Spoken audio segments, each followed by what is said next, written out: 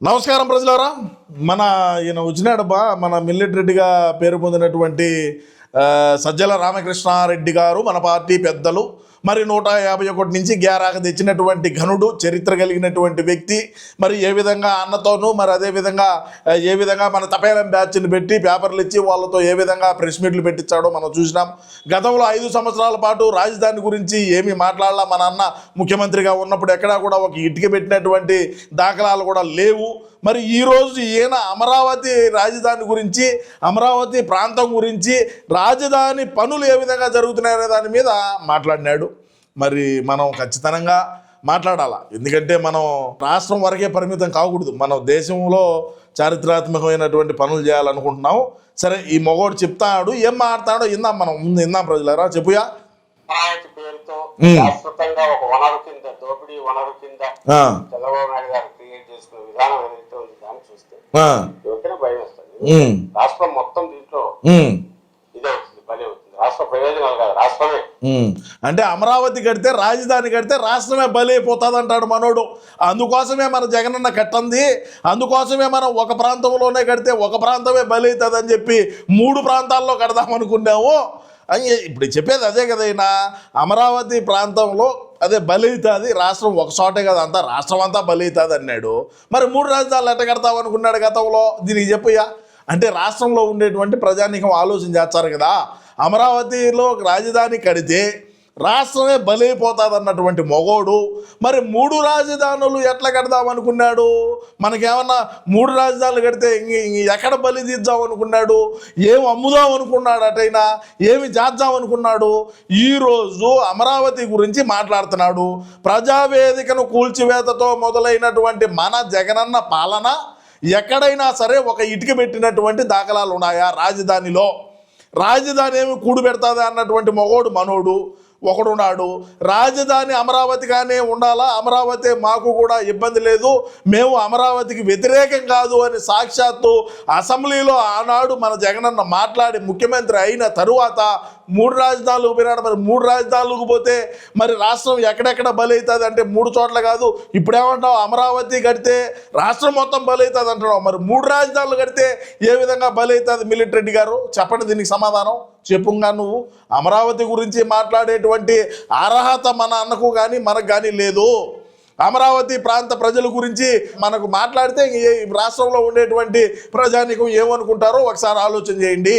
వాళ్ళ శిబిరాలను వాళ్ళు అమరావతి వ్యతిరేకంగా, అంటే అమరావతికి వ్యతిరేకంగా మనం 3 రాజధానులు కడతాము, మేము 3 రాజధానులు పెడతామని అంటే వాళ్ళు ఏ విధంగా నిరసన తెలియజేసుకునేటువంటి మహిళల మీద ఏ విధంగా లాఠీ చార్జ్ చేయించినాం, అమరావతికి వ్యతిరేకంగా మనం ఎటువంటి వ్యాఖ్యలు చేసినాం, వాటన్నిటినీ ఖండిస్తూ వాళ్ళు మాట్లాడుతూ ఉంటే వాళ్ళ మీద ఎన్ని కేసులు కట్టినాం, మహిళలు రాని కూడా చూడకుండా వాళ్ళ మీద ఏ విధమైనటువంటి దాడులు చేయించినాం. ఒకసారి ఆలోచన చేయండి. నేను చెప్పేది కాదు కదా. మనం ఈరోజు అమరావతి గురించి మాట్లాడితే, అమరావతిలో జరిగేటువంటి పనుల గురించి మనం మాట్లాడితే నీకు ఎంత దూరం పో, ఏం ఆడేం పెరిగేం కట్ల కట్టే పని లేదు కదా. రాజధానిలో ఎటువంటి పనులు జరుగుతున్నాయి, ఎవరికి లాభం కలుగుతుంది, ఏ ఏ భవనాలు కడుతున్నారు, ఎన్ని యూనివర్సిటీలు వచ్చినాయి, ఏ విధంగా ఐకానిక్ టవర్స్లో వర్కులు జరుగుతున్నాయి, రాష్ట్రంలో ఉండేటువంటి ప్రజానీకానికి చూపిపోయి ఏం పెరిగి కట్ల కట్టేది ఏమి లేదు. ఇప్పుడు ఎక్కడ ఆదాయ మార్గాలు ఏమి లేవు, ఎక్కడ అక్రమంగా ఇసుక తోలలేం, మైనింగ్ చేయలేం, ఎర్రచందనం అక్రమ రవాణా చేయలేము, గంజాయి వ్యాపారాలు చేయలేము, కల్తీ మద్యం వ్యాపారాలు చేయలేము. ఇది కూటమి ప్రభుత్వం. మన అన్న ప్రభుత్వంలో అయితే అన్ని కూడా చేసినాం మనం. చెప్పుగా నువ్వు చెప్పాలి. అక్కడ పునాదులు ఎట్లయితే 800 మీటర్లు పోయి పైల్ ఫౌండేషన్ వేస్తే తప్ప నిలబడదు.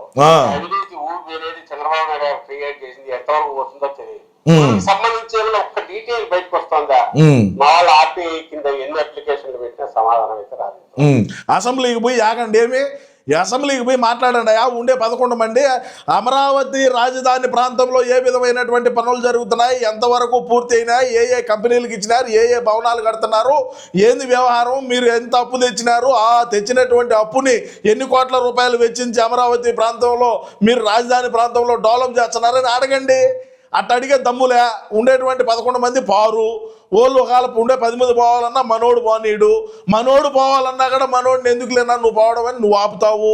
నీ పకీరు మాటలు, నీ పాలేరు మాటలు, నీ చెంచా మాటలు ఈ మీడియా ముందుకు వచ్చి కూర్చొని మాట్లాడటం తప్ప పోయి చూడు అమరావతిలో ఏ విధమైనటువంటి పనులు జరుగుతున్నాయో చూడండి, చూసి రాష్ట్రంలో ఉండేటువంటి ప్రజానికానికి చెప్పండి. మనం ఎక్కడా కూడా ఒక ఇటుకి పెట్టినటువంటి దాఖలాలు లేవు. 70-80% పూర్తయినటువంటి భవనాలని కూడా 5 సంవత్సరాల పాటు వాటిని అట్లా వదిలిపారు దొబ్బినారు తప్ప వాటిని ఏమైనా సరే పూర్తి చేసినారా? కనీసం వాళ్ళకు బిల్లులు ఇచ్చినారా? అమరావతి ప్రాంతంలో ఏ విధంగా అరటి తోటలు తగలబెట్టినారు? నిన్నగాకపోయిన ఇటీవల పోయిన వారంలో అనుకుంటా వాటిలో వేసేటువంటి భూమిలో వేసేటువంటి పైపుల్ని ఏ విధంగా తగలబెట్టించినారు? దేనికి చేయాలి ఆ విధంగా? మరి తగలబెట్టించినారా? మరి రగులుకున్నాయా? మరి ఎంత హీట్ అయితే అవి రగులుకుంటాయి అని అంటున్నారు. మరి చిన్న పొన్న హీట్కి అయితే అదేం కాదు, మరి ఖచ్చితంగా రగలబెట్టిందేనని. నువ్వేమో ఇట్లా మాట్లాడతావు, ఆడెవడో అగ్గిపొల్లు వేసిపోతాడు. దేనికి నిదర్శనం ఇది? ఏం మాట్లాడుతున్నాం మనము? రాష్ట్రంలో ఉండేటువంటి ప్రజానికానికి ఏమి తెలియజేస్తున్నాం? ఒకసారి ఆలోచన చేసుకో మిలిటరీ. అదే ఆయన విజయసాయి రెడ్డి ఉన్నప్పుడు బ్రహ్మాండంగా ఉన్నాడు అన్న కూడా. నువ్వు ఏ రోజైతే అడుగు పెట్టావు ఆ రోజే పట్టింది దరిద్రమని మన పార్టీలో ఉండేటువంటి వ్యక్తులు కూడా అనుకుంటా ఉన్నారు. నేను అనుకునేది కాదు ప్రజలారా, అది చెప్పుగా. నిజంగా ఏమి దీంట్లో లేకపోతే ఎందుకు ట్రాన్స్పరెంట్ గా ఓపెన్ గా అన్ని బయట పెట్టారు? అంటున్నారు ఇప్పుడు బిల్డింగ్ ఎలా మొదలు పెట్టారని, దానికి ఏమి లేవు, డ్రైనేజీలు లేవంట. పోయి చూడుబో ఏ విధంగా డ్రైనేజీలు కడుతున్నారు, ఏ విధంగా రోడ్లు పక్కన ఏ విధంగా ఉండాది, ఏంది కథ, స్పీడ్ యాక్సెస్ రోడ్డు ఏంది, ఆ కథ ఏంది నేను పోయి చూశానయ్యా. మన అన్న ఎక్కడా కూడా పెరిగి కట్టలు కట్టేటట్టు వరే అవన్నీ కాదు.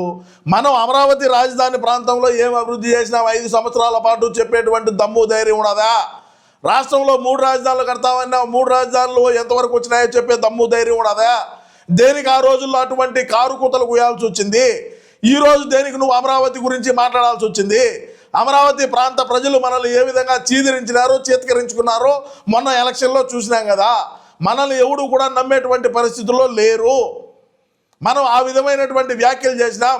అమరావతిని కమరావతి అన్నాం. అమరావతిలో ఉండేటువంటి మహిళల్ని ఏ విధంగా కించపరిచి మాట్లాడినాం, వాళ్ళ క్యారెక్టర్ని ఏ విధంగా మాట్లాడినాం. మనం మాట్లాడించినాం. మనకు ఉండేటువంటి అవినీతి పత్రిక సాక్షి డిబేట్లలో, సాక్షి ఛానళ్ళు, సాక్షి వార్తా పత్రికలో ఏ విధంగా అమరావతికి సంబంధించినటువంటి మహిళల్ని కించపరిచి మాట్లాడినాం. మహిళలు వేసుకునేటువంటి జ్యువెలరీ గురించి మాట్లాడినాం. మహిళలు కట్టుకునేటువంటి చీరల గురించి మాట్లాడినాం. వాళ్ళకు ఉండే కార్ల గురించి మాట్లాడినాం. రైతులకు ఎవరికి కార్లు ఉండవా? రైతులు ఎవరు కూడా బంగారు వేసుకోరా? రైతులు ఎవరు మంచి బట్టలు కట్టుకోరా? ఏ విధంగా మాట్లాడించినా మనం.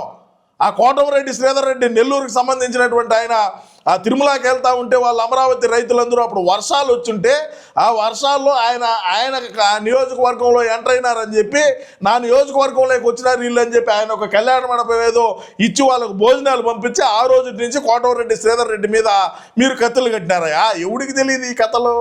ఎవడికి తెలియదు ఈ వ్యవహారాలు? మీరా రాజధాని గురించి మాట్లాడేది? మీరా అభివృద్ధి గురించి మాట్లాడేది? ఎక్కడ కట్టారు, ఎన్ని బిల్డింగ్లు కట్టారో అని రాష్ట్రంలో ఉండే ప్రజానికం తుఫు అని కూర్చున్నారు. ఏం చేస్తావు ఇప్పుడు? ఈరోజు అమరావతి పనులు జరుగుతున్నాయి, పోలవరం పనులు జరుగుతున్నాయి, పోర్టు పనులు జరుగుతున్నాయి. ప్రతి ఒక్క చోట కూడా ఒక్కొక్కటిగా అభివృద్ధి చేసుకుంటా పోతున్నారు. మనం అధికారంలో ఉన్నప్పుడు మనం ఎక్కడా కూడా ఏమీ చేయలేదు. మిలిటరీ గారు మీరు ఊరికే మాట్లాడితే ఎట్టా? చెప్పుగా నువ్వేదో నీ కథ ఏందో. సపరేట్ ఏమైనా వస్తారో తెలియదు. ఏం జరుగుతున్నాయంటే పాత బిల్డింగ్లకు సంబంధించి మళ్ళీ 5,000 కోట్లు మొబిలైజేషన్ ఎగ్జామ్స్ ఇచ్చారంట. పాత బిల్డింగ్లకు సంబంధించి అంటే అప్పుడు చంద్రబాబు నాయుడు గారు ఉన్నప్పుడు కట్టినటువంటి భవనాల్ని మనం ఏమి చేయలేకపోయినాం. ఎందుకు చేయలే? 5 సంవత్సరాల పాటు అయ్యి ఆ విధంగా పడేసి ఉండబట్టే కదా. వాటిని మళ్ళా చేయాలి కదా, వాటికి మరమ్మతులు చేసి ఆ బిల్డింగ్లు అవసరమే కదా. అన్ని ఫ్లోర్లు కట్టినటువంటి బిల్డింగుల్ని ఊరికైనా ఎట్లా వదిలేస్తారో? అది ప్రజాధనం కదా, ప్రజల డబ్బులు కదా అవి. ప్రజలకు జీతభత్యాలు ఇవ్వాలన్నా లేకంటే ఇంకొకటి చేయాలన్నా ప్రజల పన్నులతోనే కదా. ఆ భారం ఎవరి మీద పడుతుంది? రాష్ట్రంలో ఉండేటువంటి ప్రజానికం మీద పడుతుందని చెప్పి మనం ఆ 5 సంవత్సరాల పాటు వాటిని వదిలిపెట్టే కదా. ఇప్పుడు నువ్వే అంటున్నావు కదా అవి పాడుపడిన బిల్డింగ్లా పాత బిల్డింగ్లా అంటున్నావు కదా నువ్వు. ఆ బిల్డింగ్లా పాత పడాల దానికి కారణం ఎవరు? మన మొగోడే కదా. ఇప్పుడు చంద్రబాబు నాయుడు గారు దిగిపోయినారు. దిగిపోయిన టైంలో మనోడికి 151 వచ్చినాయి. 151 వచ్చేసరికి కన్ను మిందు కనపడలా. చంద్రబాబు నాయుడు గారు కట్టినటువంటి బిల్డింగులు ఏ బిల్డింగులు కూడా మనం తగలొద్దు, వాటిని అట్నే వదిలేయండి. వాళ్ళు కాంట్రాక్టర్లు పోయినారు, వాటిని కట్టినటువంటి వాళ్ళు ఏమి దివాలా తీసినారు. ఊరికెక్కడ కాదు. మనం 5 సంవత్సరాల పాటు అధికారంలో ఉంటే మరి గతంలో చేసినటువంటి కాంట్రాక్టర్లు వాళ్ళ బిల్లులు రాక వాళ్ళ కుటుంబాలు చిన్నాభిన్నం అయిపోయి ఏ విధంగా చేశారయ్యా? మీరు మాట్లాడతారు మళ్ళా మాట్లాడు. అప్లై చేసే అడ్వాన్స్ అంటే మీకు తెలుసుగా, ఉమ్. ముందే ఇచ్చి పని మొదలు పెట్టండి. ఉమ్. లోన్ ఎంత తెచ్చా ఇప్పటికి ఉమ్. శాంక్షన్ చేయించుకుంటారు, 47,000 కోట్లు శాంక్షన్. ఇందులో ఇప్పుడు వచ్చింది ఎంత అంటే 9,000 కోట్లు. అందులో వీళ్ళకి ఇచ్చింది ఎంత, రాగానే మొబిలైజేషన్ అడ్వాన్స్ ఇనిషియల్ 50% కంటే ఎక్కువ 5,000 కోట్లు ఇచ్చేసారు. మళ్ళీ ఇందులో డైవర్షన్ అంట, అన్నదాత సుఖీ ఒకటి 1,000 కోట్లు 950 కోట్లు ఎంతో డైవర్ట్ చేశారు. డైవర్ట్ చేయడం గురించి మనమే మాట్లాడుకోవాలా. ఎస్సీ ఎస్టీ కార్పొరేషన్లో గురించి వాళ్ళ కార్పొరేషన్ నిధులు కూడా దొబ్బేసినటువంటి మనం, అదేవిధంగా ఎవరైతే ప్రభుత్వ ఉద్యోగాలు ఉంటారో వాళ్ళకి సంబంధించినటువంటి డబ్బుల్ని ఏ విధంగా దొబ్బినాం మనమే మాట్లాడుకోవాలా. డైవర్షన్ గురించి లేకంటే ఇంకొక దాని గురించి మనం మాట్లాడుకుంటే బాగానే ఉంటుంది. రాష్ట్రంలో ఉండేటువంటి ప్రజానికం అందరూ కూడా ప్రతి ఒక్కటి కూడా గమనిస్తూ ఉన్నారు. మనం ఈరోజు ఏదో మన పెద్ద సాంప్రదాయమైనటువంటి మాటలు ప్రెస్ మీట్ ముందుకు వచ్చి మనం ఒక అమాయకమైనటువంటి ముఖం వేసుకొని మాట్లాడితే మనల్ని నమ్ముతారులే అని అనుకుంటే ఆ భ్రమలో నుంచి బయటికి రా. ఆ భ్రమలో నుంచి బయటికి రాయా నువ్వు ఇంకా దాంట్లో ఉండగాకో. అమ్మా ఎవరు అప్పిచ్చే, మనం ఏ విధంగా అప్పుల కోసం ఎగబడినామో చూసినారు. మనం ఏ విధంగా ఏమేమి తాకట్టు పెట్టి అప్పులు తెచ్చినారో చూసినారు. అదేవిధంగా తాకట్టు పెట్టి తెచ్చినటువంటి అప్పుల్లో కూడా మా నాన్న ఎంత వెనకేసుకున్నాడో చూశారు. నీలాంటి పాలేరులు ఎంత వెనకేసుకున్నారో చూసినారు. నువ్వేం రాళ్ళు కొట్టామన్నా సంపాదించినావా, లేకంటే కట్లు కొట్టామన్నా సంపాదించినావా? నువ్వేం చేసి సంపాదించినావా చెప్పగలుగుతావా? నీ గుళ్ళ మీద చేసుకొని నిజాలు మాట్లాడగలుగుతావా? అన్న దగ్గర ఉండి ఏ విధంగా నువ్వు బలపడినావు, ఏ విధంగా నువ్వు ఆర్థికంగా ఎదిగినావు, నువ్వు ఎంతెంత చేతులు పెట్టి సంపాదించినావు నైనా, నువ్వేమన్నా కట్లు కొట్టి సంపాదించినావా? నువ్వు ఈరోజు మాట్లాడుతూ ఉన్నావు అప్పులు తేవడం అంట. అప్పులు తేవడం గురించి మన అన్న అధికారంలో ఉన్నప్పుడు మరి మాట్లాడుకుంటుంటే బాగానే ఉండు. మేము ఈ విధంగా అప్పులు తెచ్చినాం, ఈ విధంగా చేస్తున్నామని అసెంబ్లీకి పోయి మాట్లాడు. అసెంబ్లీకి బొమ్మను మన అన్న మాజీ ముఖ్యమంత్రి వర్యులే కదా, అసెంబ్లీకి పోయి మాట్లాడమని చెప్పి ఎన్ని ఇక్కడ నువ్వేంది వీడికి వచ్చి తత్త అని మాట్లాడేది. అమరావతి గురించి మాట్లాడే అర్హత మనకు లేదు అని నేను ఈ సందర్భంగా తెలియజేస్తున్నా. అప్పులు ఎట్లా తీసుకురావాలనే దాని మీద చూస్తున్నావు. అంటే చంద్రబాబు నాయుడు గారి పలుకుబడి ఉపయోగించి అప్పులు తెచ్చనా అంటే మన అన్నకి ఎవరు అప్పులు ఇలా, మన అన్నకు ఎవరు అప్పులు ఈకినే సచివాలయాలు కూడా తాకట్టు పెట్టింది, కలెక్టరేట్లు తాకట్టు పెట్టింది, ప్రభుత్వ భవనాలను తాకట్టు పెట్టింది, ప్రభుత్వానికి సంబంధించినటువంటి ఆస్తులను తాకట్టు పెట్టి తెచ్చినాడు. మన అన్న ముఖం చూసి ఎవడు అప్పు ఈక కదా, అదే చెప్తున్నావు నువ్వు చెప్పు. ఎక్కడ అప్పులు దొరుకుతాయని వెతుకుతూ తెచ్చే వీటిని ఎవరైనా క్వశ్చన్ చేయబోతే అమరావతికి వ్యతిరేకం. అమరావతి ఏపీలో పార్టీ కదా, ఎందుకు అమరావతి దీని మీద వేరే అభిప్రాయం ఉంటుంది? నీకు లేదా వేరే అభిప్రాయం? నీ గుళ్ళ మేము చేసుకొని చెప్పు. 5 సంవత్సరాల పాటు అమరావతి గురించి ఏనాడైనా సరే ఆలోచన చేసినటువంటి దాఖలాలు ఉన్నాయా మిస్టర్ మిల్లెట్ రెడ్డి గారు? ఏమీ లేవు. మనం ఎక్కడా కూడా అభివృద్ధి కానీ అమరావతి ప్రాంతాన్ని అభివృద్ధి చేద్దామని కానీ అమరావతి రాజధానికి భూములు ఇచ్చినటువంటి రైతుల గురించి కానీ వాళ్ళ కుటుంబాల గురించి కానీ వాళ్ళ పిల్లల భవిష్యత్తు గురించి కానీ ఏనాడైనా సరే ఆలోచన చేసినావా? అమరావతికి వ్యతిరేకం కాకుండా ఉంటే నువ్వు దేనికి పోలీసులు పెట్టి ఆ విధంగా అమరావతికి రాజధానికి భూములు ఇచ్చినటువంటి రైతులు దేనికి ఆ విధంగా కొట్టించినావు? వాళ్ళ మీద ఎన్ని కేసులు కట్టినావు? మరి 3 రాజధానులు ఎందుకు చెప్పినావు? ఎందుకు మాట్లాడినావు 3 రాజధానుల గురించి అమరావతికి వ్యతిరేకం కాకుంటే? నీ మాటలు, నీ పాలేరు మాటలు నీ ఏమన్నా ఉంటే జగనన్న రూమ్ లేకపోయి కూర్చొని మాట్లాడి వింటారు. రాష్ట్రంలో ఉండేటువంటి ప్రజానికం ఎవరు కూడా నమ్మేటువంటి పరిస్థితుల్లో లేరు మిల్లెట్ రెడ్డి అని సందర్భంగా నేను తెలియజేసుకుంటూ, అమరావతికి ఎవరు వ్యతిరేకులు రాజధాని ప్రాంతాల్లో ఉండేటువంటి రాష్ట్ర ప్రజానికానికి అందరికీ తెలుసు. ఆ ప్రాంతమే కాదు రాష్ట్ర ప్రజానికానికి అందరికీ కూడా తెలుసు. నువ్వు ఈరోజు పెద్ద సాంప్రదాయాన్ని మాదిరి వచ్చి మాట్లాడితే నిన్నెవరు నమ్మేటువంటి పరిస్థితుల్లో లేరని కూడా నేను ఈ సందర్భంగా తెలియజేసుకుంటూ నమస్కారం.